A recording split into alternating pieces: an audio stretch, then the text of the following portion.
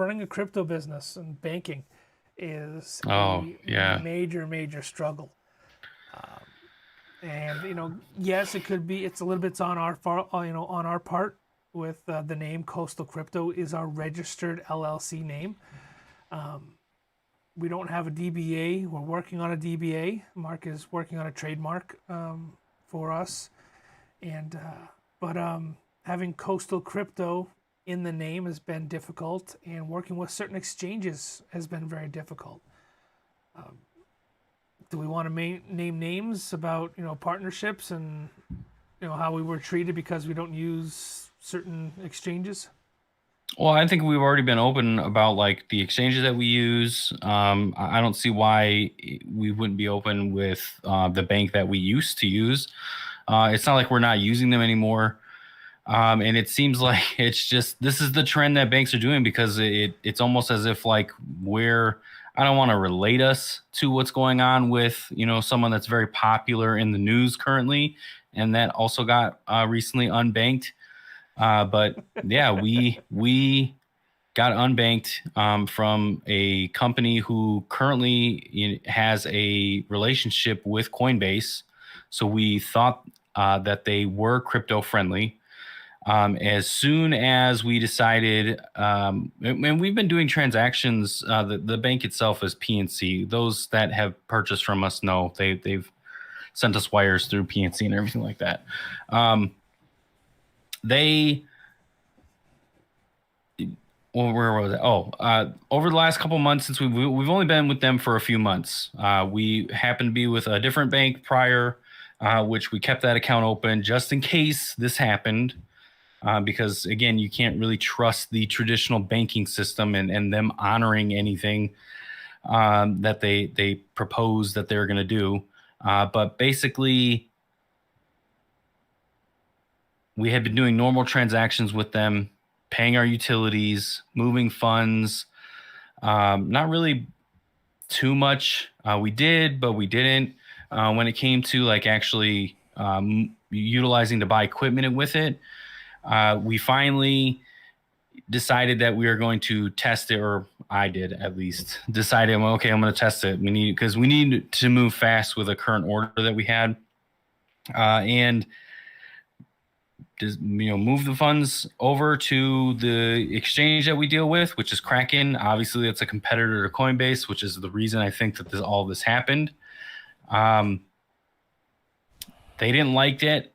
They didn't even reach out to us at all. Like we didn't get any correspondence until after the fact. And then when we did, got a letter from them saying that they closed our account and that whatever funds were in there, we would get a cashier's check for, which we have yet to see still. So, Yeah, which sucks. Lack of communication is awful. And like, you just send and the difficult part about it is, as a business, we have to check our funds daily just to see, what's kind of going on with the account. So we noticed it right away, reached out to the original banker that approved our account and got us up and running, which also was a complete hassle, by the way, since myself and John are in two different areas, even though we're both in footprint to this bank. And they really, were too busy to take my call for one. And then finally, when I did get some information from them, they left it via voicemail and said somebody would just be touching base, which ultimately never happened. A letter just came and they basically said that we were unbanked. I guess when you sign, which I mean, you read, if you're opening an account somewhere or something, you read, the terms of service, right? Everybody reads the terms of service. Just like we have a right to choose to bank with somebody, the bank has a right to choose to bank with a particular person. And this is kind of what the, JP Morgan Chase is falling on with their debacle and which is a way more high profile case than ours. But it seems to be the trend right now with traditional banks, it sounds like. We can read between the lines a little bit and play conspiracy theory if you want and say, maybe it's a gearing up situation for something that's coming down the line. Mm-hmm. You know, more of a, institutionalized cryptocurrency from the Fed or something, and Yeah, I don't know. kicking everybody to the curb. Who knows? But it's not just Tinfoil hat. PNC we've had issues with. It's been other banks. It's been credit processors. It's you know enough to really put the hold on you to make you feel like you're not worth a damn, and make it really difficult for small businesses to get off the ground. Mark and I did this and started this business to give back to the community, to give back to the crypto space, to help people not get ripped off, to not be scammed, and trying to run a legitimate business.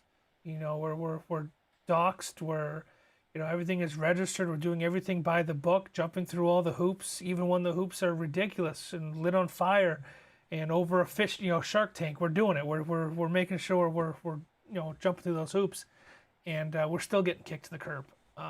Yeah. And it sucks. So John literally had to drive 3 hours to sign a signature page. yeah. And now, Single page. It wasn't like a book. No, it was one single piece of paper. yep. And now we can't even utilize the effort that he put in for that. So I mean, that's unfortunate. Yeah. We liked PNC too, Ronald. That's why we chose them. It was a better option than some of the other banks that were out there. Unfortunately, they didn't like us enough to keep us around.